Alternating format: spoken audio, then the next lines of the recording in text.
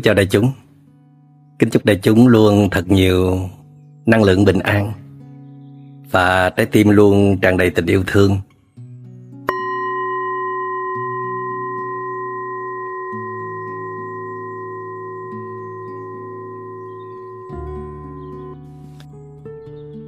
Và đề tài chia sẻ ngày hôm nay đó là thương yêu bằng trái tim vững chãi. Chúng ta có rất nhiều liên hệ thương yêu và chúng ta cũng rất thương yêu những người thân của mình. Có khi chúng ta nghĩ là nếu mà mình thương yêu người đó thật nhiều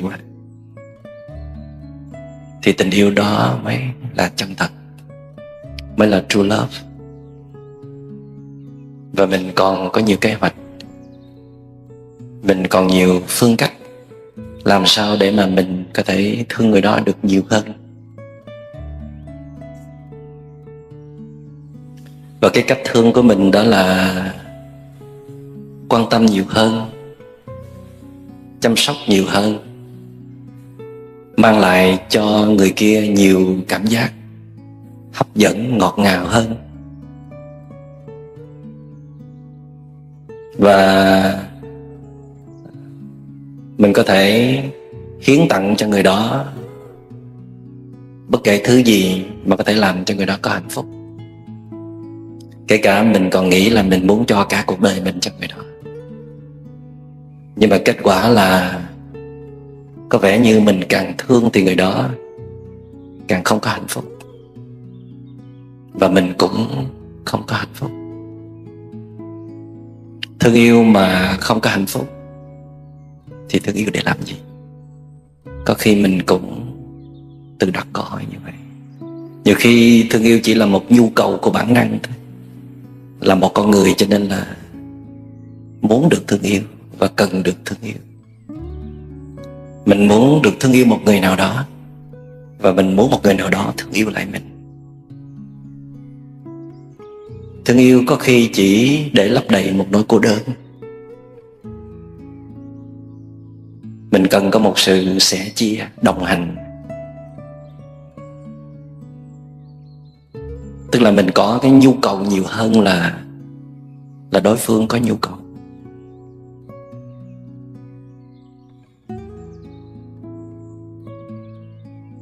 Và có thể nói là một trong những điều mà mình không làm tốt được, một trong những công việc mà mình làm hoài mà cứ thất bại hoài, đó là thương yêu một người nào đó để mình có hạnh phúc và người ấy cũng có hạnh phúc.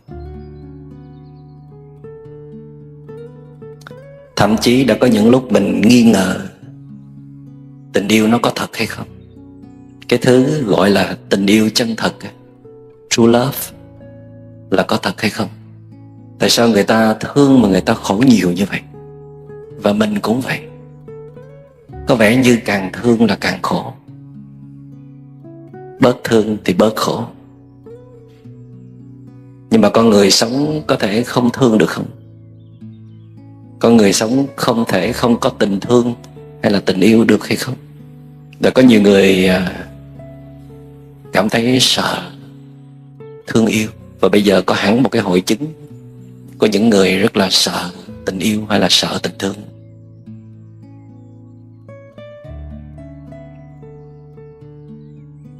Đã có nhiều người trở nên xấu xí đi khi bắt đầu thương yêu một người nào đó,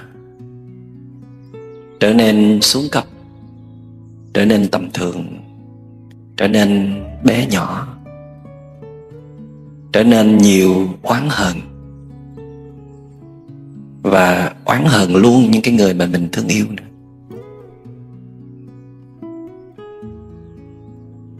Và rất nhiều người đã luôn đặt cho mình câu hỏi là liệu mình có nên tiếp tục thương yêu người ấy nữa hay không? Hoặc là liệu mình có nên tiếp tục thương yêu một người nào đó nữa hay không? Thương yêu sao mà nó phiền phức quá, thương yêu sao mà khổ sở quá, Thương yêu sao mà ràng rịch nhau nhiều quá, thương yêu sao mà ngợp thở quá. Đức Phật thì thấy rằng tình yêu có thể là có thật. Tình thương hay là tình yêu là thứ mà con người có thể đạt được, có thể sử dụng nó để làm cho mình có hạnh phúc và làm cho người thương của mình có hạnh phúc được.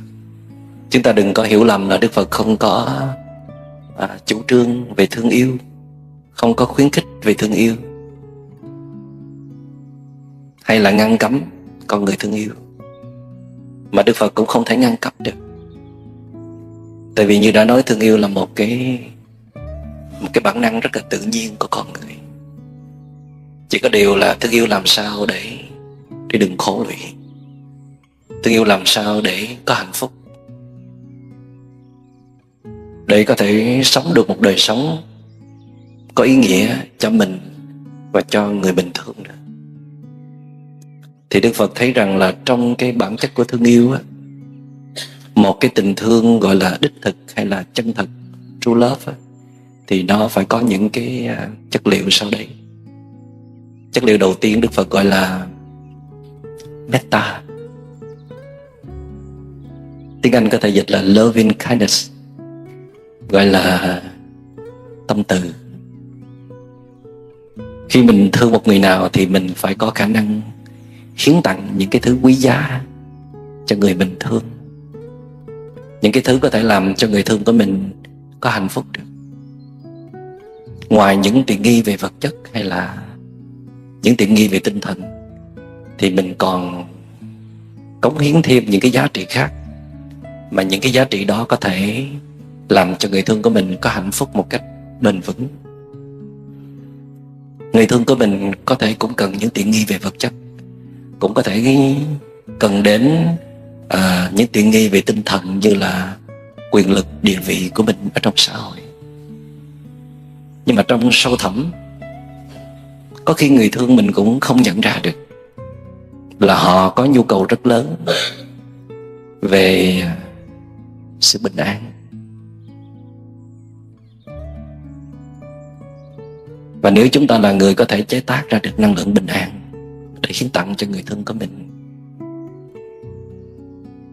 thì chúng ta có thể giúp người thương của mình có hạnh phúc. Người thương của mình có thể họ chạy theo những cái mong cầu, những cái đòi hỏi.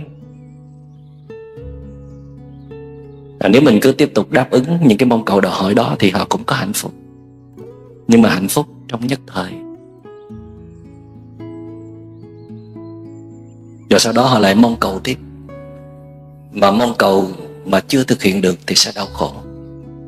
Mà cho dù mong cầu có thực hiện được thì cũng đau khổ, là tại vì sau khi đạt được những điều mình mong cầu thì lại phát sinh ra những cái mong cầu khác. Cho nên thay vì mình cố gắng đáp ứng hết mọi nhu cầu của người thương của mình, thì mình cũng sẽ cố gắng đáp ứng những nhu cầu cơ bản trong đời sống. Nhưng nếu mà mình có thể giúp cho người thương của mình buông bỏ bớt những cái mong cầu, để họ có thể thiết lập một cái đời sống sâu sắc, và trong đó có rất nhiều chất liệu của sự bình an, thì người thương của mình lập tức có hạnh phúc. Mà mình không cần phải làm thêm cái gì nữa thì người thương mình mới có thể có hạnh phúc. Chỉ cần giúp người thương của mình có bình an, cắm rễ sâu vào đời sống, để thưởng thức những cái giá trị mầu nhiệm của đất trời ban tặng. Mình không cần ban tặng nhiều, đất trời ban tặng đã rất nhiều rồi. Mình không thể ban tặng hết những gì mà người thương mình mong cầu đâu, tại vì sự mong cầu là vô cùng. Thay vào đó mình nên giúp người thương của mình dừng lại và an trú được trong hiện tại, cắm rễ sâu vào trong đời sống, để có thể thưởng thức được một ngày nắng lên, nghe được chim hót, có thể thưởng thức được một chén trà ở trên tay, có thể thưởng thức được khi nhìn những tiếng cười của trẻ thơ, hay là nhìn những cái tác phẩm mà mình đã làm được. những cái gì mà mình đã tích góp giữ gìn nó đang hiện hữu trước mặt của mình. Nếu như có một cái thứ để mình có thể hiến tặng cho người thương của mình đặc biệt và sâu sắc, cái đó có thể làm cho người thương của mình có hạnh phúc, mà mình không cần tốn rất nhiều công sức, rất nhiều năng lượng mới có thể làm được. Đó là giúp người thương của mình dừng lại, tỉnh ra, thiết lập một đời sống tỉnh thức. Này anh, hãy nhìn đi, có rất nhiều tặng phẩm mà anh đã mang về, chúng ta có rất nhiều thứ. Hoặc là này em hãy bước ra ngoài trời để thấy đất trời đang nuôi dưỡng mình. Mình có rất nhiều giá trị màu nhiệm bao quanh mình, chứ đâu phải là mình không có gì để hạnh phúc đâu. Và tôi vẫn thường nhắc đi nhắc lại là một trong những cái hội chứng tâm lý lớn nhất của con người trong thời đại ngày nay mắc phải. Ngoài những cái chứng bệnh tâm lý đang rất là phổ biến khắp toàn cầu, đó là trầm cảm, thì một cái hội chứng tâm lý khác nó lớn hơn, là gần như có mặt ở trong mỗi con người trên cái hành tinh này. Đó là hội chứng của những người có rất nhiều điều kiện của hạnh phúc mà không thể hạnh phúc được, hoặc là có rất nhiều điều kiện của hạnh phúc mà không thưởng thức được. Người ta không có hạnh phúc không phải vì người ta không có cái gì để hạnh phúc. Rõ ràng là người ta có rất là nhiều thứ, nhưng mà người ta không có cảm thấy hạnh phúc. Người ta không cảm thấy hạnh phúc là tại vì tâm người ta mắc kẹt vào một cái gì đó, một cái mong muốn khác chăng, hay là một cái cơn phiền não nào đó chăng. Là khi tâm tư nó bị xáo trộn, nó bị tổn thương, nó có vấn đề rồi đó, thì cho dù là chúng ta có bao nhiêu tiện nghi vật chất, bao nhiêu tiện nghi về tinh thần, bao nhiêu điều kiện của hạnh phúc, thì chúng ta cũng không thể hạnh phúc được. Tại vì cái để có thể cảm nhận được cái gì là hạnh phúc ấy, là chính trái tim của mình, tâm hồn của mình, hay nói ngắn gọn là tâm của mình. Vậy mà chúng ta không có dành nhiều thời gian để học hỏi về tâm, về cái thế giới bên trong của mình. Và người thương của mình cũng vậy. Người thương của mình cũng bận rộn với những cái bên ngoài, chụp cái này bắt cái kia. Họ cũng không hiểu gì về chính họ, về những cái nỗi khổ niềm đau của họ, về những cái vết thương sâu kín trong tâm hồn của họ. Và nhiều khi họ cũng không hiểu tại sao họ lại muốn những cái điều đó.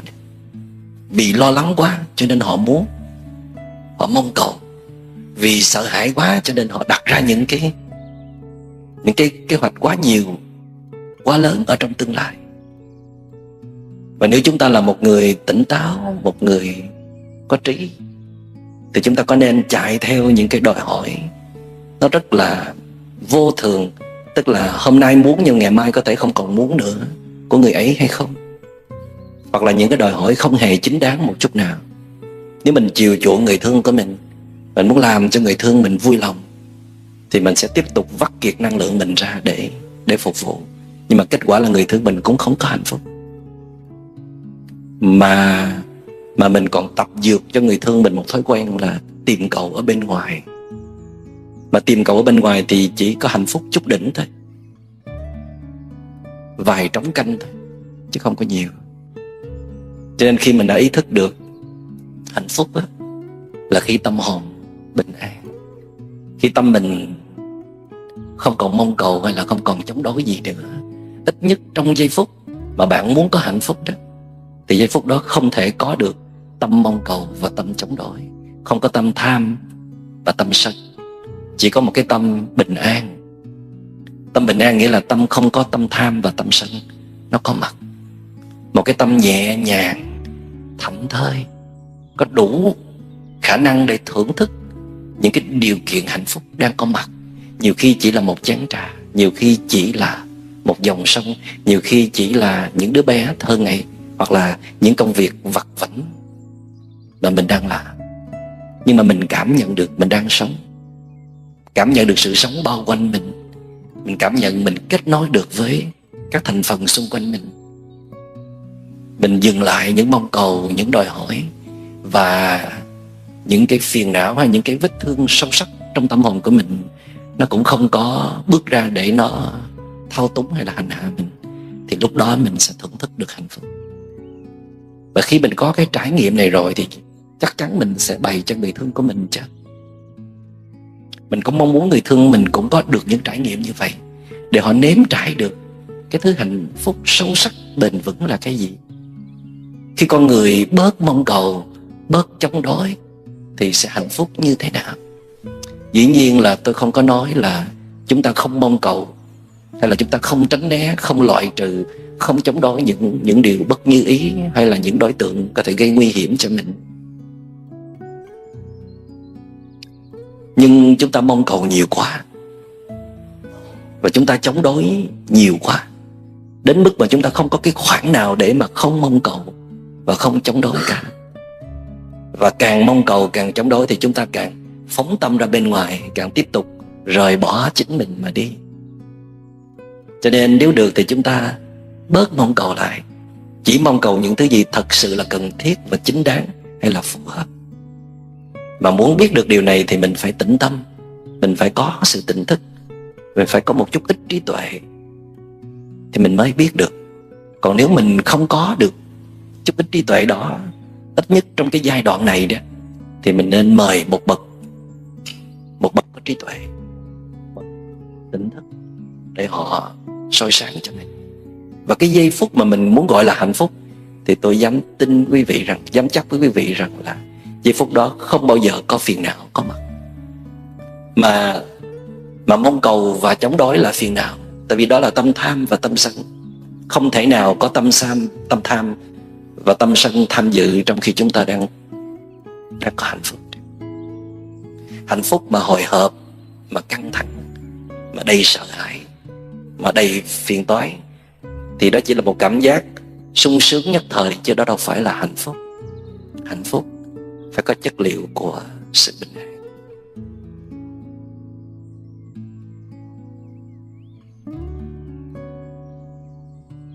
Cho nên có thể là mình đã tặng người thương của mình rất là nhiều thứ, nhưng mà người thương mình vẫn không có hạnh phúc.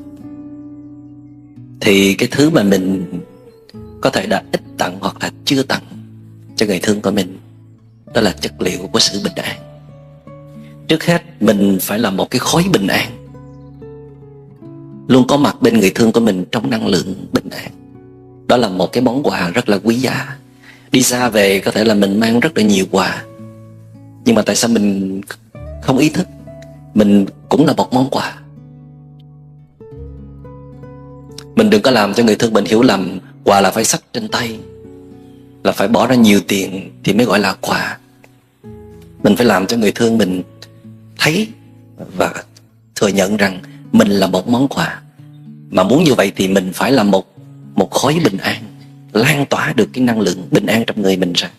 Và khi người thương mình nhìn thấy mình là họ cảm thấy mát mẻ, cảm thấy êm ái, cảm thấy nhẹ nhàng, cảm thấy vui tươi, cảm thấy được bảo vệ, được chở che, cảm thấy lòng nhẹ nhàng, và cảm thấy những cái giá trị tốt đẹp trong người mình được nâng dậy, và phiền não của mình nó bắt đầu nó rơi rụng bớt. Chúng ta hoàn toàn có thể làm được điều đó nếu chúng ta có tu luyện. Và trong cái tinh thần của bài pháp thoại thứ 7 tuần rồi, tôi có nói là một trong những cái sự hiến tặng quý giá, hay là một trong những cái điều mà quý giá nhất mà mình có thể hiến tặng cho người thương của mình, ngoài cái năng lượng bình an mà mình cho người thương của mình, thì mình còn giúp cho người thương của mình biết được cái phương cách làm thế nào để họ tự có thể bình an được. Tại vì chúng ta dù có lan tỏa được cái năng lượng bình an cho người thương của mình, nhưng đâu phải lúc nào chúng ta cũng có mặt cho người thương của mình được. Có những lúc chúng ta phải đi làm, có những lúc chúng ta phải đi xa, có những lúc chúng ta không có mặt liên tục bên người thương của mình, thì làm sao người thương của mình có hạnh phúc được. Và hơn nữa là người thương của mình không thể dựa dẫm vào mình để có hạnh phúc, để có bình an. Người thương của mình cũng có khả năng chế tác ra được năng lượng bình an. Vậy thì chúng ta phải hiến tặng cho người thương mình cái phương cách nào để họ có thể có được năng lượng bình an. Mà phương cách đó chúng ta phải có trước. Chúng ta phải trải nghiệm thành công thì mình mới có thể thuyết phục được người thương của mình thực tập theo cái phương pháp của mình. Khi mình có được năng lượng bình an và mình giúp cho người thương mình có phương cách để tự chế tác ra năng lượng bình an, thì tôi nghĩ đó là cái sự tử tế nhất mà mình có thể dành cho người thương của mình.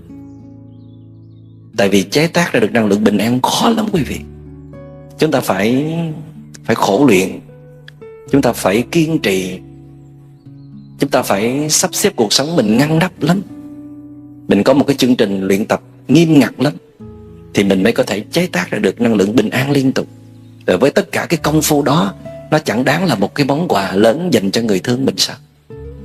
Hơn nữa là khi người thương của mình đã có con đường rồi, đã có phương cách rồi, thì những lúc mà họ bị phiền não khống chế, họ bị vết thương cũ trở lại, họ bị những sóng gió cuộc đời tấn công hay là vùi dập, thì họ biết cái con đường để họ đi, biết phương cách để họ tìm về nương tựa nơi chính họ. Và chỉ khi nào mà người thương của mình họ thật sự tin vào bản thân họ, họ nương tựa thật sự vào bản thân họ, và họ bớt dựa dẫm tin tưởng vào mình, thì lúc đó chúng ta đã hoàn thành sứ mệnh của một người thương yêu. Chứ còn giờ phút nào người thương mình vẫn còn dựa vào mình, tin tưởng tuyệt đối vào mình, mà họ bỏ rơi bản thân họ, hay họ còn ngờ vực, thiếu niềm tin vào bản thân họ, thì giờ phút đó chúng ta chưa hoàn thành sứ mệnh. Chúng ta nếu chỉ lan tỏa được năng lượng bình an cho người thương của mình thì mới hoàn thành nửa sứ mệnh. Tức là chỉ trở thành một người tử tế bình thường thôi. Còn nếu mà cống hiến luôn cả một cái phương pháp, nhưng mà quý vị biết là nhiều khi mình có con đường đó, nhiều có phương pháp đó, nhưng mà chưa chắc người kia tiếp nhận cái cách của mình. Họ có nhiều hoài nghi, họ có nhiều thành kiến, định kiến, họ có nhiều bảo thủ cố chấp lắm. Và làm sao mà người thương mình chấp nhận được, đó là một cái công phu rất là lớn. Thì nếu mình thật sự thương người thương của mình thì không thể tự ái mà bỏ cuộc, không thể nản lòng, không thể dừng bước, tiếp tục kiên trì để giúp người thương của mình quay về nương tựa được nơi chính họ. Có thấy người thương mình nghi ngờ là mình đang thương một người nào khác chứ, mà bớt thương họ, bớt cho họ dựa vào. Có thể người thương nghĩ mình là có ý đồ gì chăng, mà tại sao giảm cái tình thương đối với mình. Nhưng mà mình sẽ chứng minh cho người thương mình thấy mình vẫn một lòng thủy chung, hết dạ hết lòng với người thương của mình. Nhưng mà mình muốn người thương mình bước lên nữa một cái cung bậc cao hơn trong liên hệ thương yêu. Đó là bớt dựa dẫm vào nhau, mà hãy tự nương tựa vào chính mình. Mặc dầu là hai bên vẫn đang đồng hành cùng với nhau, dù là có khi người ở nơi này, người ở nơi kia, nhưng mà vẫn yêu thương, vẫn đồng hành, vẫn không có gì thay đổi bên trong. Chỉ là dìu nhau bước lên một cung bậc nữa trong liên hệ thương yêu. Đó là xem nhau là những người bạn đồng hành trong cuộc đời thật sự. Bên này nương tựa vào bên kia nương tựa vào bên này trong một giai đoạn. Thì bây giờ bước sang một giai đoạn là mỗi bên tự nương tựa vào chính mình. Khi nào em ngã thì anh nâng, khi nào anh ngã thì em nâng. Còn cuộc đời của em thì em sẽ chịu trách nhiệm chính, cuộc đời của anh thì anh chịu trách nhiệm chính.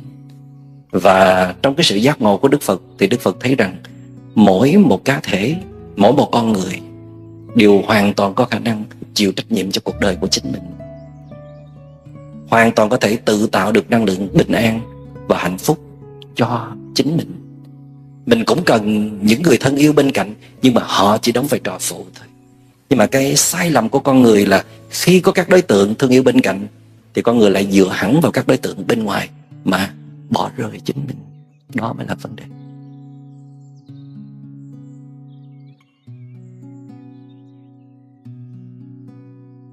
Chất liệu thứ hai mà Đức Phật giới thiệu đó là chất liệu Karuna. Karuna dịch sang tiếng Anh là compassion, hay còn gọi là tâm bi, tâm thương xót, hay là một sự sẻ chia.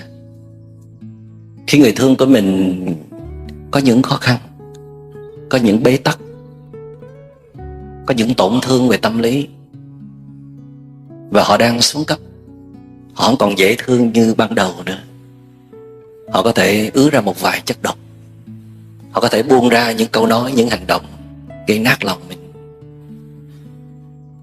Nếu như mà mình yếu bóng vía đó, mình nhìn vào những cái hiện tượng đó, mình sẽ đồng nhất toàn bộ cái giá trị người thương của mình vào những cái hiện tượng đó, và mình bắt đầu chán rồi đó, cảm thấy mệt mỏi, và thậm chí là mình có ý định muốn bỏ rơi người thương của mình. Nhưng nếu mà mình tỉnh táo, khôn ngoan, mình nhìn nhận đó chỉ là những hiện tượng. Người thương của mình là một cái tổng thể lớn mà có khi rất là tuyệt vời, tại vì mình đã từng sống chung, đã từng chứng kiến, đã từng thấy người thương của mình hay như thế nào, giỏi như thế nào, vững chãi, yêu đời, yêu người và tràn trề năng lượng tích cực như thế nào.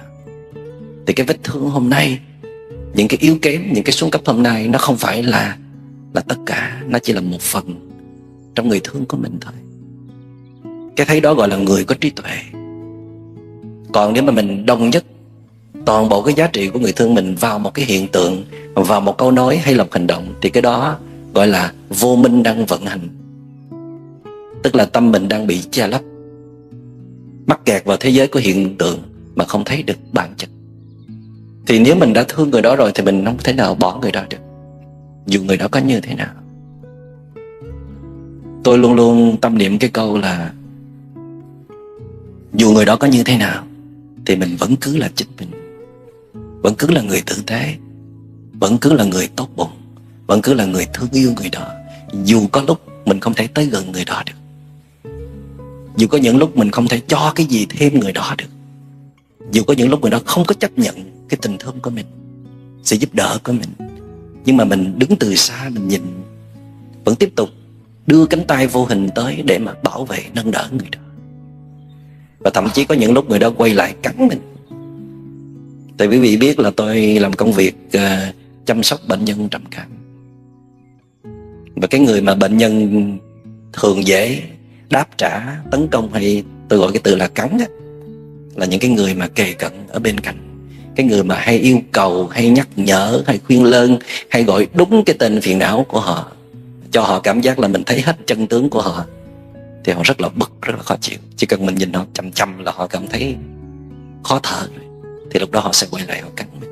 Có thể lúc đó mình cũng hơi giật mình, cũng hơi đau đau, cũng hơi quê quê, cũng hơi tự ái. Đó là những lúc năng lượng của mình nó không có đầy, nó không có mạnh. Còn những lúc năng lượng mình đầy, năng lượng của mình rất là mạnh, rất là vững, cắn cỡ nào cũng không đau, mình thấy thương quá. Thương như thương một đứa em vậy nè, một đứa bé. Nó điên tiết lên, nó lồng lộn lên, tại vì nó không có giải quyết được cái đau khổ bên trong của nó. Khi nó cắn mình, nó cắn có chút xíu thôi, cũng không có trầy xước gì mấy, nó cắn mình có mấy phút thôi. Nhưng mà cái cơn điên hành hạ trong bệnh nhân, trong đối tượng đó, hàng giờ, cả buổi, cả ngày mà chưa nhả ra, thì ai khổ hơn ai? Rõ ràng là người thương của mình khổ hơn mình. Cho nên cho dù ngay lúc đó mình đau, hay là mình có chút tự ái, mình hơi quê quê, thì mình cũng nên lùi lại, đừng có tiếp tục nữa. Lùi lại, mình có thể đi thiền hành, có thể đi ngồi thiền, làm sao để mình trả mình về cái phong độ tốt nhất có thể. Và khi đó mình nhìn nhận người thương mình bằng một con mắt khác. Mình chỉ muốn xót thương chứ mình không có muốn trừng phạt. Vậy thì Đức Phật nói khi mình thương một người nào thật sự đó, thì nếu đó là một cái thứ tình thương chân thật, thì nó phải có chất liệu của Karuna. Karuna là tiếng Pali, tiếng cổ của Ấn Độ, dịch là compassion, tâm từ, tâm bi. Bi là khả năng có thể làm cho người khác vơi bớt khổ đau. Nhiều khi mình chỉ có tâm từ nhưng mà mình không có tâm bi, tức là mình chỉ hiến tặng những cái điều tốt đẹp thôi, nhưng mà khi người đó khổ đau thì mình xách dép chạy mất. Mình ngán nhìn cái mặt nhăn nhăn, rồi hai con mắt lông sòng sọc, rồi sùi bọt mép, mà buông ra những cái câu kim châm muối sát đó. Mình chỉ muốn xuất hiện mỗi khi người đó tươi như hoa thôi. Thì như vậy nó đâu có phải là tình thương đó.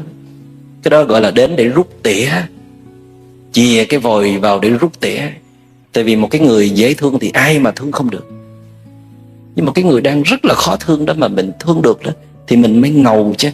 Tiếng Anh gọi là khu. Tại vì sao? Là tại vì mình thấy được cái bản chất của người đó không phải là như vậy. Và tại vì mình biết rằng người đó cần được giúp đỡ hơn là trừng phạt. Người đó đang là nạn nhân của chính những cái phiền não, những cái vết thương, những cái yếu kém của họ. Mình tỉnh hơn mà. Mình ăn thua đủ để làm gì? Ai mà đi ăn thua đủ với một người yếu hơn mình chứ. Nhưng mà lúc đó vẻ mặt hắn có vẻ là kênh xì bo lắm mà. Sao gọi là yếu hơn mình được? Phải chi hắn nói là em ơi anh thua em rồi, hay là anh ơi em thua anh rồi. Thì lúc đó mình mới nhường hắn chứ. Bây giờ hắn cũng trịch thượng lắm chứ bộ. Tại khi người ta điên tiết lên, người ta cũng muốn sang bằng hết mọi bản ngã. Nhưng mà bình tĩnh, mình không bị những cái hiện tượng đó đánh lừa.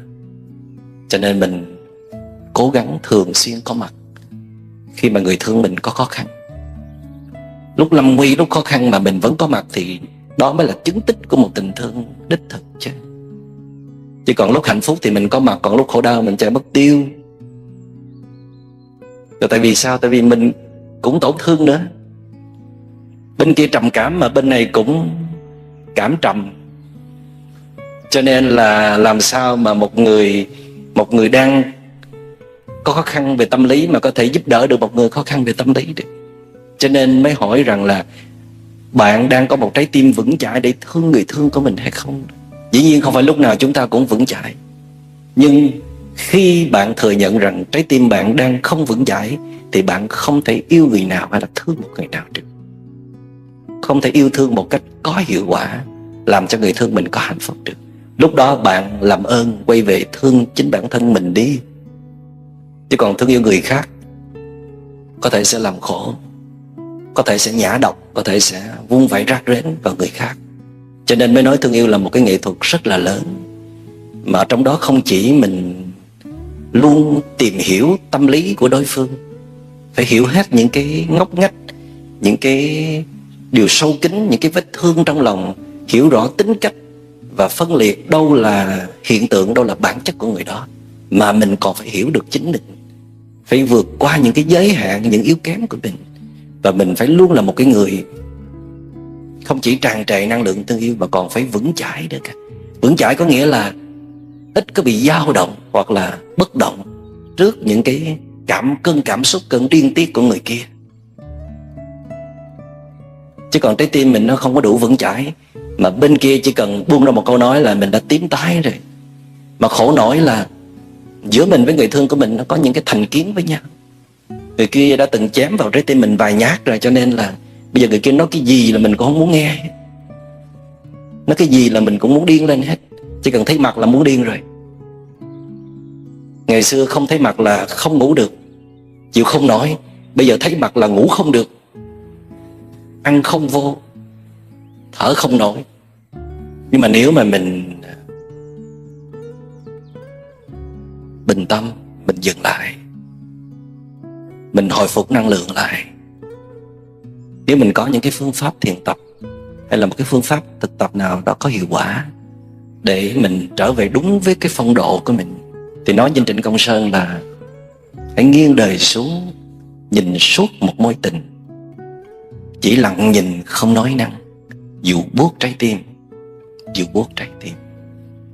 Mình nhìn vào cái vết thương của người đó, có khi mình đau đớn lắm. Mình ngồi mình lắng nghe người đó giải bài, người đó tâm sự, rồi họ lên án, họ buộc tội mình chịu không nổi. Nhưng mà vì mình thương người đó thật sự. Thương thì không có tính toán, thương thì không có nên nghĩ nhiều cho bản thân mình. Mà thậm chí là anh Sơn nói là phải nghiêng đời xuống, tức là bạn phải hạ cái bản ngã bạn xuống, từ làm cha bước xuống làm bạn với người con, từ làm mẹ bước xuống làm bạn với con. Cái đó gọi là nghiêng đời xuống. Từ một cái người có quyền lực ngoài xã hội bước về nhà chỉ là một người anh hay là một người em trong gia đình thôi. Từ một cái người đang rất là có uy quyền mà phải im lặng lắng nghe khi mà người thương của mình đang cần giải bài, tâm sự. Cái đó gọi là nghiêng đời xuống. Và đó chính là chứng tích của một tình yêu, tình thương chân thật. Và khi mà mình lắng nghe người thương của mình thật là sâu, mình có thể hiện được chất liệu của Karuna, thì mình thấy người thương của mình rất là tội nghiệp. Họ có thể đang trong cơn tuyệt vọng, họ đã vài lần nghĩ tới cái chết, kết thúc cuộc đời. Có quá nhiều sự thất bại, có quá nhiều thăng trầm nghiệt ngã, có quá nhiều những cái bề bộn lộn xộn ở bên trong mà họ không tài nào có thể sắp xếp lại cuộc sống họ nổi. Và họ đã trải qua những cái giai đoạn chán chường, mệt mỏi, cạn kiệt năng lượng mà mình không nhận biết. Họ đã trải qua những giai đoạn sợ hãi, sợ bóng tối, sợ đám đông, sợ ánh mắt soi mói của những người khác, sợ phải giải thích một vấn đề gì đó, sợ bị chụp mũ, sợ oan ức. Và bây giờ họ là nạn nhân của trầm cảm, hoặc là nạn nhân của nỗi cô đơn tuyệt vọng. Thì bây giờ mình có muốn trừng phạt họ nữa hay không? Mình chỉ muốn trừng phạt khi mà mình chỉ nghĩ tới cái cảm xúc của mình thôi, nghĩ tới sự tổn thương, sự tự ái của mình. Mình chỉ muốn trừng phạt khi mà mình bị vô minh nó che lấp, không nhìn thấy gì cả. Chứ còn khi mà mình đã được vén bức màn vô minh, nhìn vào người thương của mình, ôi thôi, tội nghiệp vô cùng, những cái tổn thương này, những cái tự ái này chẳng là gì cả. Và lúc đó mình mới thấy được rằng là em là tôi và tôi cũng là em. Hai cuộc đời của chúng ta đã là một rồi, tuy hai mà một. Cho nên khi em khổ là tôi khổ, khi con khổ là cha mẹ khổ. Chứ không bao giờ có cái chuyện con khổ mà cha mẹ hạnh phúc được cả. Không bao giờ có cái chuyện mà người thương mình đau khổ mà mình sung sướng được cả. Nếu đó là một liên hệ thương yêu thật sự, thì nếu mà mình làm cho người thương của mình khổ thêm nữa, thì chẳng khác nào mình đang làm khổ chính mình. Bây giờ mời đại chúng nghe bài hát Tôi ơi đừng tuyệt vọng của nhạc sĩ Trịnh Công Sơn. Đừng tuyệt vọng, tôi ơi đừng tuyệt vọng. Tức là mình đang nhủ với chính mình đó, mình đừng có tuyệt vọng. Khi mà mình thấy người thương của mình rơi xuống một cái cung bậc quá thấp, khi mà người thương của mình không còn là người thương của mình nữa trong giây phút này, trong cái giai đoạn này, khi mà người thương của mình đang trở nên xấu xí trong mắt của mình, không còn đáng yêu, đáng thương trong mắt của mình nữa. Nhưng mà mình đừng có tuyệt vọng. Tại vì mình tin rằng là tình thương nó có cái sức mạnh rất là lớn. Nếu đó là một cái thứ tình thương chân thật, không vụ lợi, không ích kỷ, thì nó có thể dẫn dắt người thương của mình, có thể nâng đỡ tinh thần người thương của mình để vượt qua những cái giai đoạn chông chênh, qua những giai đoạn khó khăn, để đưa người thương mình trở về với bản chất gốc, với cái vị trí bình an, với sự lành lặn trong tâm hồn của họ. Là tại vì mình có niềm tin nơi chính mình. Niềm tin là mình có tình thương chân thật với người thương của mình. Và mình có niềm tin nơi sự vững chãi của mình, với những cái phương pháp luyện tập mà mình có thể luôn luôn chế tác ra được năng lượng bình an của mình. Thì mình sẽ truyền cảm hứng, mình sẽ đồng hành, mình sẽ tiếp tục dấn thân, sẽ tiếp tục đón nhận rất nhiều cảm giác khó chịu, những cái rác rến, những cái chất độc từ người thân mình đưa đến. Nhưng mình biết nếu mà mình rút cánh tay lại thì người thân của mình sẽ ngã quỵ. Tại vì đó là người thương của mình. Nếu mình không giúp thì ai sẽ giúp bây giờ? Và mình đã nắm được một cái bí quyết để giúp người thương của mình vượt thoát được cơn khổ đau hay là hay là con quái thú đang khống chế trong lòng của họ. Đó là em hồn nhiên, rồi em sẽ bình minh. Giờ phút này mình không có thể đòi hỏi gì thêm đến người thương của mình nữa. Họ có thể đang chỉ là một em bé thôi. Họ là một cái kẻ đang bị tổn thương nặng nề. Thì mình phải có một cái chế độ đặc biệt, có một cái nhìn đặc biệt, có một sự chăm sóc đặc biệt cho người thương của mình. Thậm chí là mình yêu cầu người thương của mình phải ngừng hết mọi công việc, mọi sự bận tâm để đó cho mình, để người thương của mình được trọn vẹn trở về chăm sóc chính cái vết thương của họ.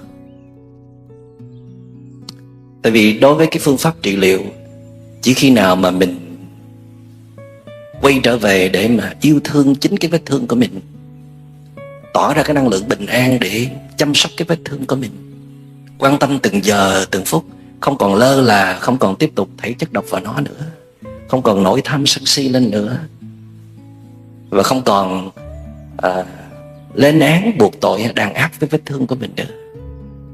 Trở về yêu thương chăm sóc vết thương của mình, và có thể mình sống một cuộc sống rất là hồn nhiên, vui tươi.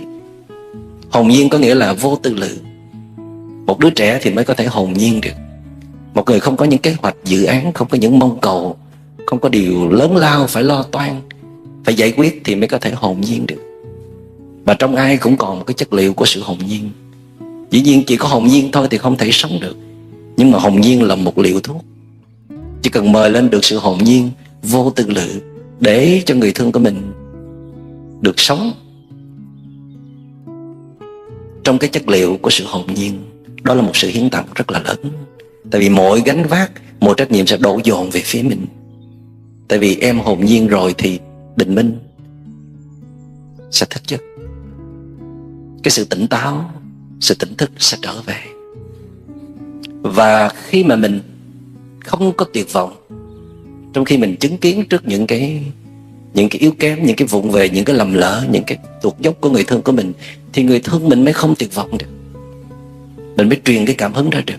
Còn nếu mà mình tuyệt vọng, mình chán nản, mình bỏ cuộc, thì người thương mình làm sao mà có niềm tin vào chính họ để họ trị liệu hay là chuyển hóa bản thân. Đức Phật nói chất liệu thứ ba của tình thương chân thật đó là mudita. Dịch sang tiếng Anh đó là sympathetic. Có khi dịch là joy, tức là tại vì cái chữ này nó có nghĩa là tùy hỷ, thì cái chữ joy nó không có thể hiện đúng được. Cái chữ sympathetic thì nó sát hơn, có nghĩa là tùy thuận. Ngoài chất liệu của từ, của bi rồi thì đây là chất liệu của hỷ. Hỷ có nghĩa là tùy thuận. Nếu như từ là ban tặng niềm vui, bi là sách chia nỗi khổ, thì hỷ có nghĩa là luôn luôn nâng đỡ, yểm trợ, chắp cánh cho những cái giấc mơ của người thương của mình được bay cao và bay xa. Mình không có đàn áp người thương của mình không có lấn lướt người thương của mình không có trù dập người thương của mình. Có nhiều khi mình thương người thương của mình cho rất là nhiều thứ, hay là mình nâng đỡ khi họ có khó khăn, nhưng mà với những cái ước vọng thâm sâu của họ thì mình chống đối, hay là mình trù dập, hay là mình tìm cách để họ không thể thực hiện được, hoặc là mình sẽ ngó lơ, không có quan tâm đối hoài gì đến những cái ước vọng sâu sắc ở trong lòng người thương của mình. Cái này nó rất là tinh tế. Nhiều khi người thương của mình đang tổn thương, đang rơi xuống một cung bậc rất là thấp, thì mình có thể sẵn sàng có mặt bên người thương của mình, tại vì mình đang rất là phong độ mà, mình đang rất là tràn trề năng lượng. Tạm gọi là lúc đó cái ego, cái bản ngã mình nó lớn hơn người thương của mình. Khi người thương của mình nó đặt cái bản ngã họ dưới mình thì mình rất là dễ thở và rất là dễ dàng giúp đỡ. Nhưng mà khi người thương mình không có vấn đề gì hết, đang rất là ổn, thì khi người thương mình đang rất là ổn đó, thì rất là khó để nhường nhịn nha. Rất là khó để mà bước tới, để tiếp tục nâng đỡ cuộc đời của họ. Tại vì nếu mình nâng đỡ cuộc đời họ lên đấy, thì đồng thời cũng có thể là mình đang nâng bản ngã họ lên, nâng cái tôi họ lên. Cho nên những cái lúc nguy khốn thì có thể là mình có mặt, tại vì mình có tâm thương xót. Nhưng mà lúc người đó đang ngon lành, đang rất là ổn thì mình ngại xuất hiện. Tôi cũng có trải qua cái tâm lý đó rất là nhiều lần. Tôi nhớ có một cái câu chuyện trong cái chuyến hành trình tu bụi của tôi đó, thì để tôi kể đại loại sơ sơ thôi để quý vị nắm cái ý thôi. Chứ còn câu chuyện thì tình tiết nó hơi dài. Tức là tôi đi với một anh chàng người Mỹ, đi trên một cái trail PCT, tức là Pacific Crest Trail, dọc theo bờ biển Thái Bình Dương á. Thì em này là một y tá sắp ra trường, muốn đi theo tôi để học những cái kỹ năng sống, hay là có những cái trải nghiệm đầy thách thức trên cái con đường gọi là nguy hiểm, gọi là chết người đó. Thì em đó thì không có nhiều kỹ năng như là tôi, và tôi thì đã đi được 1 năm rưỡi khi gặp em đó. Và em đó thì chưa bao giờ đi hiking, tức là đi bộ trên những đoạn đường dài như vậy nhiều ngày như là tôi. Trong cái chuyến đi đó thì gặp rất nhiều khó khăn. Hai anh em đi chung với nhau có 4 tuần mà anh chàng suýt chết hết 4 lần rồi. Thì cái lần đó là anh chàng đó và tôi bị lạc vào trong một cái khu rừng rất là sâu, bị lạc đường 4 ngày, chỉ lấy được nước mà không có thức ăn, và cả hai đều rất là kiệt sức. Và Sam bị sốt rất là nặng, và anh chàng lúc nào luôn miệng cũng nói rằng là khi mà anh chàng bị mê man ấy, nằm sốt, và anh chàng lúc nào cũng nói là chắc tôi chết quá, không sống nổi nữa, đói quá, kiệt sức. Thì thầy chịu không có nổi, cho nên là mới quyết định là đi tìm thức ăn cho hắn. Và xin kể vắn tắt là lúc đó bắt được 2 con cá. Và cái lúc mà mình bắt được 2 con cá đó thì mình không có nghĩ là mình đang sát sanh đâu, mình nghĩ mình đang cứu người thôi, chỉ nghĩ tới Sam thôi. Và khi mà thầy nhớ là thầy lấy cây mà thầy thọt vào cái họng con cá để mà mình nướng á, thì lúc đó nước mắt mình đã rơi xuống. Mình biết là mình đang làm một cái chuyện rất là không muốn làm, rất là đau lòng. Và cuối cùng là phải nướng 2 con cá đó, và đi vào trong cái lều đó mới xé thịt cá nó bỏ vào miệng Sam. Nó vẫn nhắm mắt bất tỉnh mà nó vẫn nhai thịt cá. Thì khi mà nó ăn hết 1 con rồi, cái nó nắm tay thầy nói: "Ê thầy, tao có đang nằm mơ không?" Hỏi: "Mày nằm mơ thấy cái gì?" "Đang ăn thịt cá." Thầy mới giả mặt nó cái chát: "Tao phải sát sanh để cứu mày đây." Và sau khi mà bỏ được 1 con rưỡi vào miệng nó xong, còn nửa con thấy nó không còn mở mắt nữa, nó vẫn còn thở, nhưng mà có nghĩa là nó đã ổn rồi, nó no rồi. Cho nên là thôi thầy không có tiếp tục, bỏ nửa con còn lại. Thế là thầy đi ra ngoài. Và khi mà đi ra ngoài, tự nhiên trong người mình có một cái cảm xúc rất là lạ. Tự nhiên mình thấy mình thương mình quá. Hồi nãy chỉ tập trung lo cho Sam thôi, bây giờ Sam ổn rồi, tự nhiên cái mình quay qua mình thấy tội nghiệp bản thân mình. Hồi nãy thì không có nghĩ gì về mình hết, bỗng dưng giây phút này mình nghĩ về mình, thấy tội nghiệp mình không có gì ăn hết. Là cái thứ nhất. Mình cũng đói như hắn, mà mình còn phải đi, một thầy tu mà phải đi giết 2 con cá để cho hắn ăn, mà còn nướng nữa, chứ đâu phải nướng cá nữa. Cái cảnh nướng nó đau lòng lắm quý vị. Con cá mà nó cong lên cái là mình đau nhói trong lòng. Rồi tự nhiên mình có chút hờn trách, rồi có chút ân hận là tại sao mình dắt cái thằng này theo để làm cái gì. Rồi có chút hờn trách là tại sao mà mình giết 2 con cá để cứu nó, mà ăn xong nó nằm tỉnh bơ, nó cảm ơn mình câu nào, hay là nó thể hiện một cái gì đó nó rất là cảm kích trước cái tấm lòng vĩ đại của mình. Có cái cảm giác nó đi ngang qua. Và thầy kịp thời nhận ra là thôi quyết định là đi thiền hành. Nhưng mà trời đất cũng xót thương, cho nên là đi thiền hành chừng nửa giờ là mình phát hiện ra nấm mà ăn được. Thì thôi câu chuyện xin cắt ngang chỗ đó. Thì cũng thấy được cái tâm lý là khi mà bên kia gặp nạn thì mình tập trung lo cho bên kia thôi.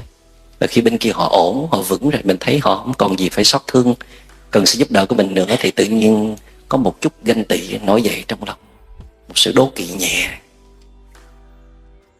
Và mình không có muốn người đó ổn hơn mình, thí dụ vậy, hay là đặc biệt hơn mình, hay là hay hơn mình cũng không chừng. Mà nhiều khi người đó là người thương của mình, là người bạn đời của mình, là người đồng hành với mình trong cuộc đời. Thì Đức Phật đưa ra cái chất liệu Mudita đó để trắc nghiệm là khi người thương của bạn ổn, khi người thương của bạn vững, thì bạn có muốn nâng người thương của bạn lên một bậc, mà nhiều khi là qua mặt bạn được hay không? Bạn có muốn vợ của bạn qua mặt bạn không? Hơn bạn, giỏi hơn bạn không? Tại vì đó có thể là ước mơ của nàng. Từ khi mà nàng đi theo mình, họ trao cuộc đời họ cho mình, hay là đồng hành với mình trong cuộc đời, thì họ phải bỏ rất là nhiều thứ để đồng điệu với mình, để có thể chung bước đường với mình. Nhưng mà trong sâu thẳm họ còn rất nhiều ước mơ chưa thực hiện được. Trong cái giai đoạn ban đầu thì họ đành xếp lại, nhưng mà bây giờ mọi thứ đã tương đối ổn và điều kiện thực hiện ước mơ đó có thể diễn ra được, thì mình có muốn nâng đỡ người thân của mình, cho người thân của mình thực hiện những cái điều mà họ thực sự là mong muốn, những ước muốn rất là đẹp, rất là hay, rất là sâu sắc, hay không? Cái đó gọi là sympathetic, tức là cùng nâng đỡ nhau lên, cùng giúp cho người thân của mình được nổi bật, được nổi tiếng, được thành đạt, còn mình chỉ nấp phía sau thôi. Sẵn sàng. Tất nhiên không phải lúc nào cũng vậy mới được gọi là true love, mới thương yêu đích thực. Nhưng mà có những lúc khi cần thì mình lùi lại để người thân của mình được thừa hưởng quyền lợi nhiều hơn mình, được có cơ hội để phát tiết hết cái tài năng của họ. Và khi mình sống chung với một người nào mà người đó lúc nào cũng tìm cách để mà tưới tẩm, nâng đỡ những cái giá trị quý giá trong lòng của họ, thì thật sự là mình cảm kích vô cùng. Còn ngược lại, khi mình thương người đó thì cuộc đời mình nó héo úa đi, nó nhỏ bé lại. Mình chỉ đi phục vụ cho những cái nhu cầu của họ thôi. Còn những cái tài năng của mình thì gần như là bị vùi dập hoàn toàn, cô lập hoàn toàn.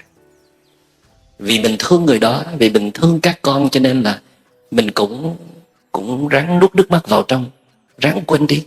Nhưng mà trong sâu thẳm của mình thì nó vẫn có cái khắc khoải đó, vẫn mong muốn thực hiện những ước mơ sâu sắc của chính mình.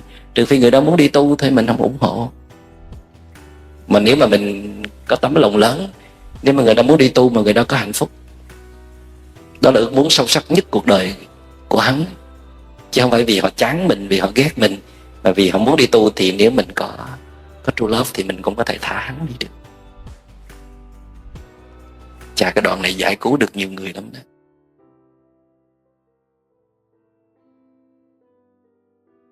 Thì tùy vào dung lượng trái tim của chúng ta thôi.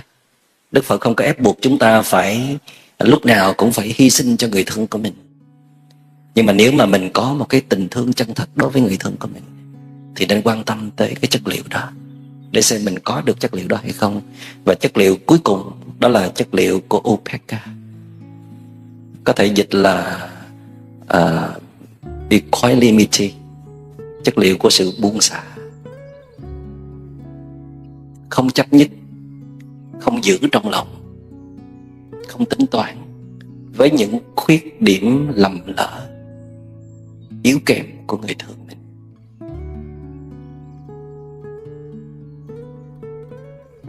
Đó là một phần của true love, của tình thương chân thật. Tôi nhớ Thiền sư Thích Nhất Hạnh có nói một câu tiếng Anh là true love has the potential to heal and transform the situation around us and bring a deep meaning to our lives. Tức là một tình thương chân thật á, nó có một cái quyền năng hay là một cái sức mạnh rất là lớn.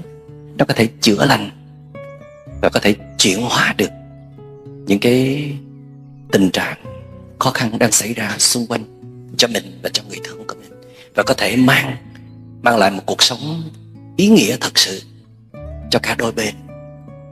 Thì đó là một cái thứ tình thương nó mạnh mẽ, nó tráng kiện. Thương làm sao mà lúc nào cũng hoan hỷ, cũng vui vẻ, cũng tràn trề sinh lực hết. Chứ còn mình thương làm sao mà mỗi ngày nó mệt mỏi, nó eo uột, nó căng thẳng, nó chán tới tận cổ, thì có phải là tại vì người thương của mình không thôi? Hay là có phần đóng góp của chính mình, mà trong đó là có một trái tim không vững chãi? Một trái tim không vững chãi mà bày đặt thương người khác Cho nên khi người ta có lầm lỡ, có khuyết điểm, nhất là khi người thương mình bị tổn thương tâm lý sâu nặng, cái cơn trầm cảm nó đến liên tục, một ngày nó đến 3, 4, 5, 7 lần. Con quái thú, con chó đen nó ập tới và bắt đầu nó cắn vào bạn, nó phun ra nọc độc, nó đánh phọc vào bản ngã của bạn, nó khinh miệt bạn. Bạn chịu nổi không? Bạn chỉ có thể chịu nổi khi mà bạn thấy được bản thể của người đó, bản chất của người đó. Bạn chỉ có thể buông đi những cái uất ức, những cái tổn thương, những cái rác rến mà người đó gieo vào lòng bạn, khi và chỉ khi bạn đang sở hữu một tâm hồn vững chãi. Tại vì lúc đó bạn không chỉ nương vào người thương của mình, mà bạn còn nương vào chính bạn, chính hơi thở của mình. Lúc người thương bạn tấn công bạn mà bạn đâu có chú ý nhiều vào cái hiện tượng đó đâu. Bạn chỉ biết có một cái hiện tượng như vậy nó đã lặp đi lặp lại nhiều lần. Và lúc đó tâm của bạn nó đang chú ý vào hơi thở, lắng nghe hơi thở. Tâm bạn đang trở về an trú trong chính bạn. Bạn đang có chánh niệm. Bạn nhìn người thương bạn bằng con mắt chánh niệm thì nó sẽ không để lại cái vết thương trong lòng của bạn. Mà lỡ như lúc đó bạn không có đủ chánh niệm, tâm hồn bạn không vững chãi, để lại trong lòng bạn một vài cái thành kiến, một vài cái vết thương, thì bạn vẫn có thể chữa lành, bạn có thể buông ra những cái cố chấp, những cái giận hờn đó khi mà chánh niệm trở về. Tâm hồn bạn cũng cần thức ăn. Nếu mà nó chỉ chờ thức ăn từ người thương thôi đó, chờ người thương lúc nào cũng lễ độ, cũng dễ thương, cũng ngọt ngào, cũng yêu thương, cũng quan tâm nồng nàn với bạn, thì tâm hồn bạn nó sẽ trở thành kẻ nô lệ, kẻ ở trọ trong tâm hồn của người thương mình. Và khi người thương mình không thể cung cấp những cái thức ăn đó nữa, thì mình chới với, mình lạc lõng, thậm chí là họ vung vẩy rất nhiều nọc độc và rác rến vào trong tâm hồn của mình, thì mình chỉ có sụp đổ, chỉ có tan nát thôi. Cho nên mình phải kiểm tra rất nhiều lần là mình đang sở hữu một con tim vững chãi, hay là vẫn còn đang yếu đuối, vẫn còn đang trồi sụp, còn lên xuống, còn nhiều cảm xúc không có quản chế được. Mà giờ phút nào mà mình không quản chế được phiền não của mình, những cảm xúc trong lòng của mình, thì mình chắc chắn sẽ còn gây tổn thương ngược lại cho người thương của mình. Không những không nâng đỡ, không giúp đỡ được người thương của mình, mà cái sự đáp trả của mình cũng khôn lường. Cho nên cái chữ letting go, chữ buông xả đó, nó chỉ có thể xảy ra, chúng ta chỉ có thể buông xả được một cái gì khi thứ nhất là chúng ta thấy được bản chất của vấn đề, chứ chúng ta không mắc kẹt vào cái hiện tượng. Thứ hai là khi chúng ta không có quá nhiều nhu cầu về đối tượng, cái nơi mà làm mình thương tổn. Tại vì mình có điểm tựa, mình có thức ăn của tâm hồn, mình tự chế tác ra năng lượng bình an cho mình rồi. Cho nên mình mới có thể buông được, buông những cái quá khứ, những cái vụng về lầm lỡ. Tôi có tư vấn cho một cặp vợ chồng, và người chồng thì đang bị trầm cảm. Và khi người chồng bị trầm cảm thì người chồng nói rằng là anh không thể chấp nhận cái quá khứ của em được. Tại vì quá khứ của vợ có thể là đã từng thương một người khác. Dù là câu chuyện đã xảy ra trước khi hai người cưới nhau, thì mình nghe nó không có ổn lắm. Tại vì tại sao mà mình đi xét quá khứ của người khác? Tại sao mình phải xét tới quá khứ? Là tại vì mình đang không có tin tưởng nhau trong cái hiện tại. Vì cái hiện tại không có đủ làm hạnh phúc cho nhau, mình mới bắt đầu truy tìm về quá khứ để đổ lỗi, để buộc tội. Mà vấn đề nằm ở chỗ rằng là nếu như cái người đó đang đồng hành với mình mà họ phản bội thì mình mới xét chứ. Còn cái này câu chuyện nó xảy ra trước khi họ đến với mình mà, thì mình lấy tư cách gì mà mình xét được. Và khi mà mình xét như vậy có nghĩa là mình đang yếu đuối. Chỉ khi tâm hồn mình đang yếu đuối thì mình mới xét tới những cái điều đó. Còn khi tâm hồn mình vững chãi thì mình có thể bỏ qua một cách dễ dàng. Thậm chí khi họ đang lầm lỡ ngay trong cái liên hệ tình cảm với mình mà mình vẫn còn có thể bỏ qua được. Và đó là chứng tích của một tình thương chân thật, đó là ân tình. Còn nếu mà mình không chấp nhận họ, mình loại trừ tại vì người đó không chung thủy, thì mình cũng không phải sai. Nhưng điều đó có nghĩa là mình thiếu độ lượng, thiếu bao dung. Trái tim mình nó không có đủ lớn. Cái đó là một sự sòng phẳng. Và cái yêu theo cái cách đó thì ai mà làm không được. Ở đây người thương mình trông cậy vào một cái gì đó nó đặc biệt từ nơi mình.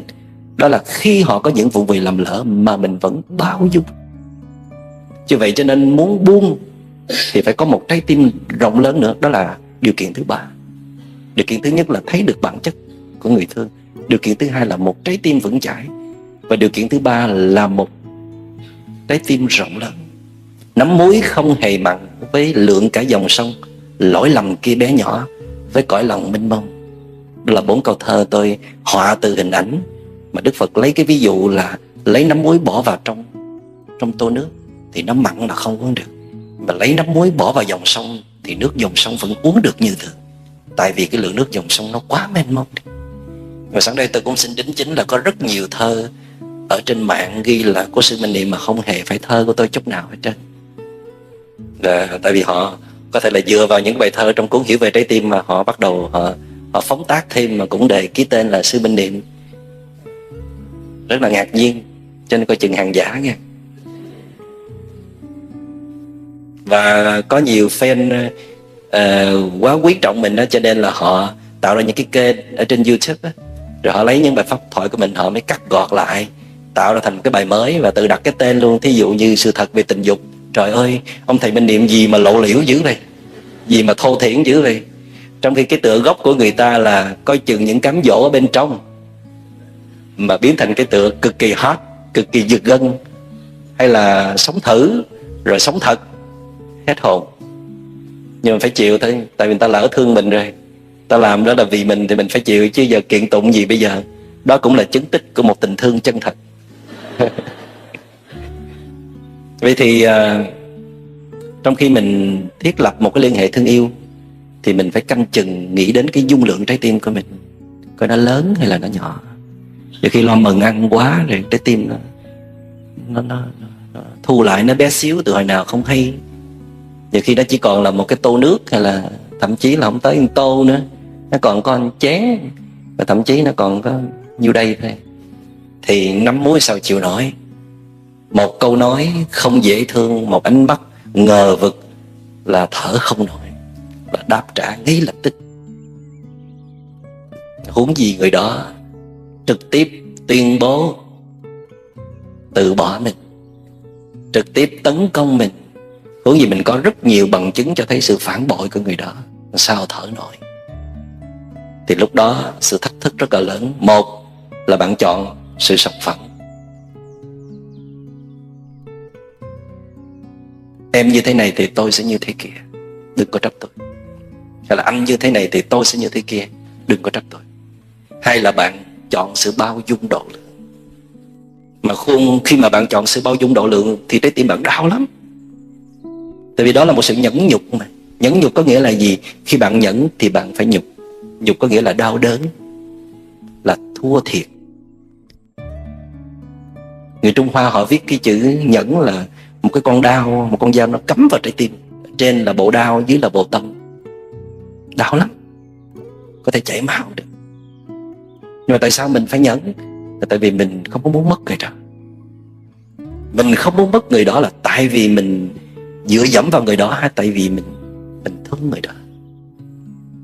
Một cái người mà họ có những con đường sai lầm, có những cái thấy sai lầm, họ đang sống trong cái sự khống chế của phiền não của họ, mà họ đồng hành với mình mấy chục năm rồi, mà bây giờ mình thả họ ra thì họ đi đâu?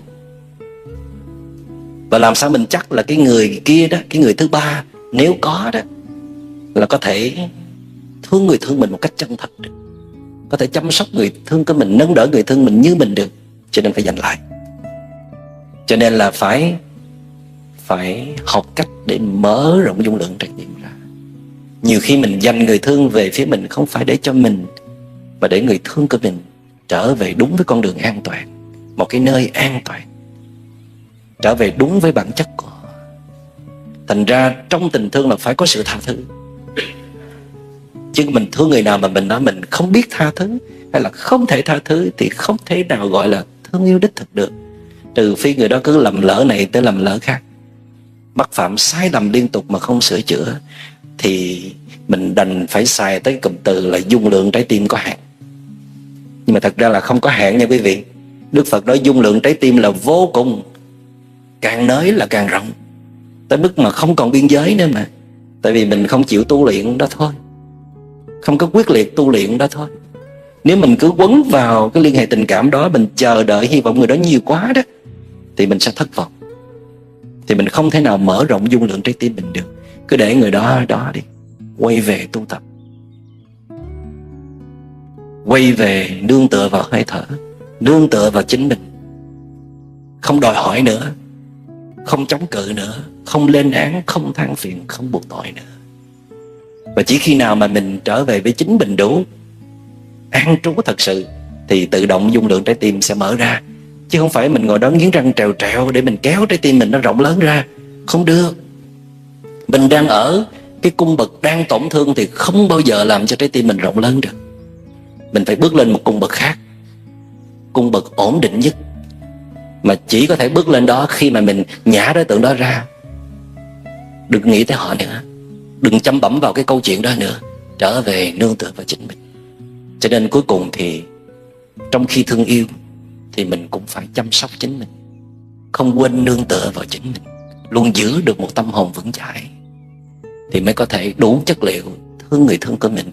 Thì chất liệu cuối cùng mà Đức Phật nói đó là Upekkha, chất liệu của sự buông xả. Thì mình rõ ràng là mình thấy thương yêu là một cái bài thực tập rất là lớn, mà chúng ta còn phải học hỏi dài dài. Có khi thành công mà có khi cũng thất bại. Nhưng mà chúng ta có niềm tin là trong chúng ta nó có chất liệu của từ, của bi, của hỷ, của xả. Nếu mà chúng ta biết cách khơi dậy. Thì mà Đức Phật là người đã đạt tới những cái trạng thái đại từ, đại bi, đại hỷ, đại xả, tức là phát triển những khả năng đó tới mức cùng cực. Và Đức Phật nói rằng là tất cả chúng ta đều có khả năng như vậy. Mà muốn có được những khả năng đó thì mình không thể cứ quấn vào người thương của mình rồi mình sẽ có được những khả năng đó. Hay là mình cứ thúc giục hay là ép buộc bản thân mình phải ráng. Mà mình phải có những cái giải pháp, những cái phương pháp thực tập cụ thể. Mình phải dành rất nhiều thời gian cho bản thân mình trong quá trình thương yêu. Đó không phải là một sự ích kỷ. Sự ích kỷ là khi mình đi tìm những cái sự hưởng thụ cho riêng mình mà không nghĩ về người thương của mình. Còn trong quá trình mà mình tu luyện cũng là để cho mình và cho người thương của mình. Mình tu luyện để mình bớt ứa ra chất độc, bớt phản ứng. Mình tu luyện để mình mở rộng dung lượng trái tim của mình ra. Mình tu luyện để mình nhìn người thương mình vào cái bản chất của họ, thay vì mình đồng nhất với hiện tượng. Thì đó là một sự tu luyện đúng chánh pháp hay là đúng đường. Và chỉ khi nào mình tu tập đúng phương cách thì mình mới có thể chữa lành hay là chuyển hóa được chính mình và người thương của mình, như Thiền sư Thích Nhất Hạnh đã nói. Vậy nên là nếu mà mình đang không giúp đỡ được người thương của mình, hay là tình thương của mình nó đang lao xuống bờ vực thẳm, nó đang rạn nứt, thì một trong những cái phương cách tốt nhất, đúng đắn nhất để cứu vãn nó, đó là hãy quay về chăm sóc chính mình. Mình hãy là một đóa hoa, mình hãy thật sự là một kẻ đáng yêu, một người vững chãi trước. Thì người kia có như thế nào thì họ vẫn có cơ hội được nhìn lại mình, để thấy rằng mình xứng đáng để họ ở lại, hoặc là mình xứng đáng để họ nương tựa mình, đồng hành với mình tiếp trong cuộc đời. Huống hồ là khi mà mình tỏ ra được năng lượng của sự vững chãi, của sự bình an, thì mình truyền cái năng lượng đó, đánh thức những cái năng lượng đó trong người thương của mình.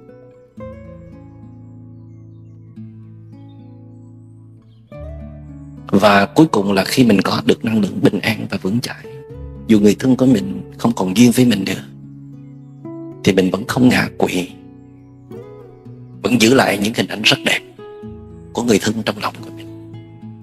Đừng bao giờ biến tình thương thành hận thù, biến tình thương thành cái nơi mà mình khinh miệt, coi thường hay là rẻ rúng với nhau. Tại vì bản chất của tình yêu chân thật rất là đẹp, rất là sáng, rất là tuyệt vời. Xin cảm ơn đại chúng đã lắng nghe. Chào mừng quý thính giả đã đến với kênh Hành trình sống tỉnh thức. Trong video hôm nay, chúng ta sẽ cùng khám phá một chủ đề rất sâu sắc từ bài chia sẻ thuyết pháp của thầy Minh Niệm với chủ đề học cách yêu thương vững chãi và hiểu thấu điều kiện để hạnh phúc. Thầy Minh Niệm đã chia sẻ những nguyên lý sâu sắc về cách yêu thương và cách sống trong sự tỉnh thức để đạt được hạnh phúc thật sự. Video podcast này sẽ giúp bạn tóm tắt những bài học quý báu từ thầy Minh Niệm về yêu thương, hạnh phúc và sự tỉnh thức. Đồng thời sẽ kể các câu chuyện thiền định Phật giáo để minh họa cho các nguyên lý thực hành hàng ngày. Cùng nhau tìm hiểu và áp dụng những bài học này trong cuộc sống của mình. Phần 1. Phân tích chủ đề, khái niệm về yêu thương vững chãi và hạnh phúc. Thầy Minh Niệm đã chia sẻ rằng yêu thương không phải là một cảm xúc đơn giản hay sự thay đổi theo hoàn cảnh. Đó là một trạng thái của tâm thức, một sự thực hành thường xuyên để xây dựng một tình yêu vững chãi. Yêu thương vững chãi không chỉ là sự cảm thông, mà là sự kiên nhẫn, sự bao dung và không đòi hỏi điều gì từ người khác. Đó là sự yêu thương vô điều kiện, không phụ thuộc vào những yếu tố bên ngoài. Khi yêu thương vững chãi, chúng ta không chỉ dành tình yêu cho người khác mà còn cho chính mình. Hạnh phúc không phải là đích đến, mà là hành trình sống. Trong buổi chia sẻ, thầy Minh Niệm đã nhấn mạnh rằng nhiều người trong chúng ta có xu hướng tìm kiếm hạnh phúc ở nơi khác ngoài chính mình. Tìm kiếm nó trong sự thành công, trong tiền tài, trong sự khen ngợi hay sự chú ý từ người khác. Tuy nhiên, hạnh phúc thật sự là khả năng sống trọn vẹn trong từng khoảnh khắc của cuộc sống, sống với sự chấp nhận và lòng biết ơn. Hạnh phúc là kết quả của sự nhận thức rõ ràng về bản chất của cuộc sống, không phải là một đích đến mà là một trạng thái của tâm. Chúng ta không nhận ra hạnh phúc dù có đủ điều kiện. Thầy Minh Niệm chia sẻ về một hội chứng rất phổ biến, đó là không thấy hạnh phúc dù có đầy đủ điều kiện. Chúng ta thường cảm thấy mình thiếu thốn hạnh phúc, mặc dù có tất cả những gì mà xã hội cho là điều kiện để hạnh phúc: một gia đình, công việc, tài chính ổn định và các mối quan hệ. Thế nhưng, hạnh phúc thật sự không phải là sự thỏa mãn những điều kiện bên ngoài mà là khả năng sống hài hòa với hiện tại, yêu thương vô điều kiện và buông bỏ những khái niệm hạnh phúc sai lệch. Điều kiện để có hạnh phúc. Để có thể sống hạnh phúc, thầy Minh Niệm đã chia sẻ rằng chúng ta cần học cách buông bỏ những kỳ vọng không thực tế và học cách sống trong hiện tại. Hạnh phúc không phải là một trạng thái vật chất mà là một sự an lạc nội tâm. Nếu tâm chúng ta không yên bình, chúng ta sẽ không thể cảm nhận được niềm vui dù có bao nhiêu điều kiện tốt xung quanh. Phần 2. Các câu chuyện thiền định Phật giáo minh họa. Câu chuyện hạnh phúc thật sự đến từ sự buông bỏ. Một người tu hành hỏi thầy của mình làm thế nào để vượt qua nỗi buồn và đau khổ trong cuộc sống. Thầy trả lời, buông bỏ không phải là từ bỏ, mà là không còn bám víu vào những điều đã qua hay những điều không thể thay đổi. Như gió thổi qua một cánh đồng, chúng ta không thể giữ lại được gì, nhưng chúng ta có thể cảm nhận được sự chuyển động của gió. Ý nghĩa câu chuyện là hạnh phúc thật sự đến từ sự buông bỏ, không giữ chặt quá khứ hay lo sợ tương lai. Hãy sống trọn vẹn với hiện tại. Gợi ý thực hành. Dành ra mỗi ngày 5 phút để thiền, quan sát hơi thở và thả lỏng cơ thể, buông bỏ những suy nghĩ và cảm xúc tiêu cực. Câu chuyện tình yêu vô điều kiện. Một ngày, một vị thầy đã dạy đệ tử rằng tình yêu vô điều kiện là tình yêu không mong đợi gì từ người khác. Con người yêu thương vì đó là bản chất của trái tim, không phải vì một điều kiện nào đó. Ý nghĩa, tình yêu vững chãi là khi ta yêu thương mà không mong đợi sự đáp lại. Điều này giúp mối quan hệ trở nên bền vững và không bị ảnh hưởng bởi những thay đổi trong hoàn cảnh. Gợi ý thực hành. Hãy thực hành yêu thương mà không kỳ vọng gì. như đối xử tử tế với mọi người xung quanh dù họ có đáp lại hay không. Câu chuyện 3. Con đường tỉnh thức. Một người học Phật hỏi thầy Minh Niệm về con đường đi tới hạnh phúc. Thầy trả lời, hạnh phúc không phải là đích đến mà là quá trình. Nếu bạn tìm kiếm hạnh phúc ở bên ngoài, bạn sẽ không bao giờ tìm thấy. Hạnh phúc là khi bạn sống một cách tỉnh thức, biết cảm nhận từng khoảnh khắc trong cuộc sống. Ý nghĩa câu chuyện là hạnh phúc không phải là một điểm đến mà là một quá trình trải nghiệm cuộc sống với sự tỉnh thức. Hạnh phúc là khả năng sống trong hiện tại. Gợi ý thực hành. Thực hành chánh niệm, quan sát suy nghĩ và cảm xúc của mình mà không phán xét, để nhận ra rằng hạnh phúc không đến từ việc đạt được điều gì, mà đến từ sự nhận thức rõ ràng trong từng khoảnh khắc. Câu chuyện 4. Cây cổ thụ và sự kiên nhẫn. Một cây cổ thụ đứng vững qua bao mùa gió bão. Nó không cố chống lại bão tố, mà chỉ đứng vững, dần dần điều chỉnh mình để thích nghi với hoàn cảnh. Cây không buồn khi bão đến, vì nó biết rằng mọi thử thách sẽ qua đi. Ý nghĩa câu chuyện là, giống như cây cổ thụ, chúng ta cần học cách kiên nhẫn và đối diện với thử thách một cách bình thản. Mọi khó khăn rồi sẽ qua, và chỉ có sự kiên nhẫn mới giúp chúng ta vượt qua được. Gợi ý thực hành. Khi gặp thử thách, hãy dành thời gian để thiền định, thư giãn tâm trí và nhắc nhở bản thân rằng mọi khó khăn đều là cơ hội để học hỏi. Câu chuyện 5. Biển lớn và sự bao dung. Biển lớn không phân biệt sóng lớn hay sóng nhỏ, tất cả đều được ôm trọn trong lòng biển. Đây là hình ảnh của lòng từ bi vô hạn mà thầy Minh Niệm đã dùng để dạy về sự bao dung và yêu thương. Ý nghĩa câu chuyện là, tình yêu bao dung không phân biệt, không có sự giới hạn. Chúng ta cần học cách yêu thương tất cả mọi người, không phân biệt, như biển lớn ôm trọn mọi sóng gió. Gợi ý thực hành. Hãy thực hành lòng bao dung qua những hành động nhỏ mỗi ngày, từ việc tha thứ cho chính mình và người khác. Câu chuyện, sự hiếu khách không cần điều kiện. Một ngày nọ, một người khách lạ đến thăm một vị thầy. Vị thầy không nói gì, chỉ đơn giản mời người khách ngồi và chia sẻ thức ăn. Người khách cảm thấy ngạc nhiên và hỏi thầy, tại sao thầy không hỏi tôi về mục đích của chuyến đi này? Vị thầy trả lời, sự hiếu khách không cần điều kiện. Khi bạn sống trong sự bao dung, mọi thứ tự khắc sẽ đến. Ý nghĩa, lòng hiếu khách không phải là sự yêu cầu điều gì từ người khác mà là sự sẵn lòng chia sẻ và đón nhận với trái tim rộng mở. Gợi ý thực hành. Hãy sống mỗi ngày với một trái tim bao dung, chia sẻ niềm vui và tình thương mà không cần mong đợi điều gì đáp lại. Câu chuyện, học cách bay một lần nữa. Một con chim khi bị nhốt trong lồng suốt nhiều năm đã không biết cách bay. Nhưng khi được thả ra, nó không bay ngay mà chỉ đứng nhìn bầu trời. Thầy nói, tự do là một hành trình, và chú chim này phải học cách bay một lần nữa. Ý nghĩa câu chuyện là, tự do là kết quả của sự tự nhận thức, không phải là sự thiếu vắng của vật chất hay hoàn cảnh. Gợi ý thực hành. Dành thời gian thiền định mỗi ngày để nhận ra những giới hạn tâm lý của mình và giải phóng chúng. Câu chuyện, tâm bất biến giữa dòng đời vạn biến. Một người hành hương hỏi thầy làm thế nào để tâm luôn thanh tịnh. Thầy trả lời, cũng giống như bông hoa sen nở giữa bùn, tâm bạn có thể thanh tịnh trong mọi hoàn cảnh nếu bạn biết giữ sự bình an nội tâm. Ý nghĩa câu chuyện, sự thanh tịnh là một trạng thái của tâm, không phụ thuộc vào hoàn cảnh bên ngoài. Gợi ý thực hành. Hãy thực hành thiền chánh niệm để tâm luôn giữ được sự bình an và thanh tịnh, dù trong bất kỳ hoàn cảnh nào. Câu chuyện, đồng cảm và giúp đỡ lẫn nhau. Một nhóm người đi bộ xuyên qua một khu rừng dày đặc.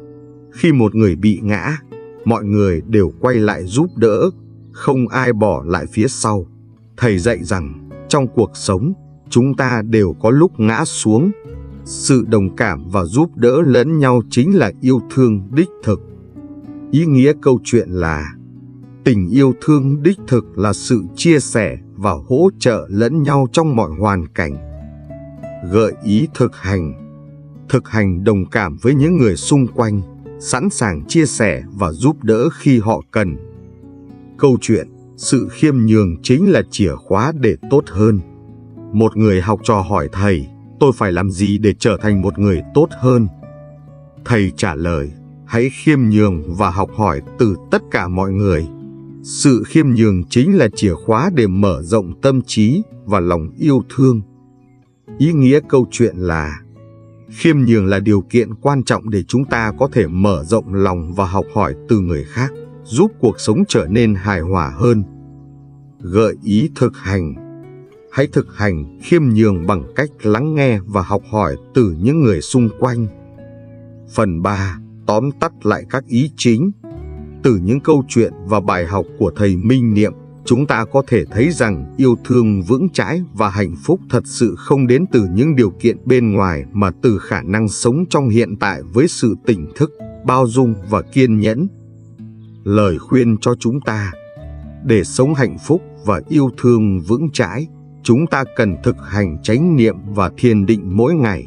Hạnh phúc không phải là một mục tiêu mà là một trạng thái của tâm hồn, và sự yêu thương vô điều kiện là con đường giúp chúng ta đến gần hơn với hạnh phúc.